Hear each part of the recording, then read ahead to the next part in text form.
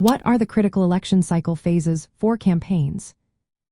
If you are curious about how political campaigns operate and want to understand the phases they go through, you are in the right place. Let's break down the critical election cycle phases that shape campaign strategy and planning. First up is the pre-campaign phase. This phase kicks off about a year or more before the election.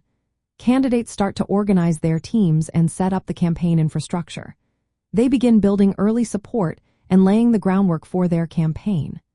Fundraising efforts also start in this phase, focusing on establishing a donor base to secure initial funds. Candidates often meet with key stakeholders and potential supporters to gain traction. Next is the primary campaign phase. Here, candidates compete within their own party to secure the nomination. The strategy shifts to appeal to primary voters, who may have different concerns than the general electorate. Messaging is tailored to stand out from intra-party opponents. Fundraising intensifies during this phase to support advertising and voter outreach efforts. Campaign staff is usually smaller and more closely connected to the candidate's personal network. After the primaries, we move to party conventions. This phase is crucial as parties hold conventions to officially nominate their candidates. It is a time for fundraising surges and gaining media attention. Campaigns use this moment to unify party supporters and build momentum heading into the general election. Then comes the general election campaign phase. The focus broadens to appeal to a wider electorate beyond the party base. Campaign messaging adjusts to contrast with the opposing party's candidate and address issues important to more voters.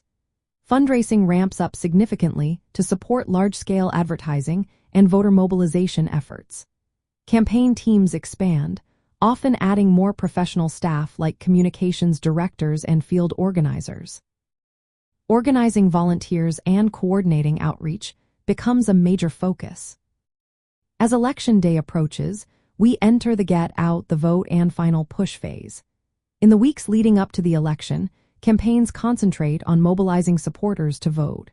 Fundraising may continue but often shifts toward last-minute expenses like advertising. Communications ramp up to reinforce the candidate's message and counter opponents. Field operations intensify to ensure supporters turn out at the polls. Finally, we have the post-election and transition phase. If a candidate is successful, this phase involves preparing to assume office. Fundraising may slow or shift focus depending on the election outcome. For unsuccessful campaigns, this phase involves winding down operations and possibly planning for future races. To effectively campaign and fundraise, it is essential to develop a detailed campaign plan that aligns fundraising goals with each election phase. Start fundraising early in the pre-campaign phase to build a sustainable donor network. Tailor fundraising appeals to the specific concerns of primary voters during the primary phase.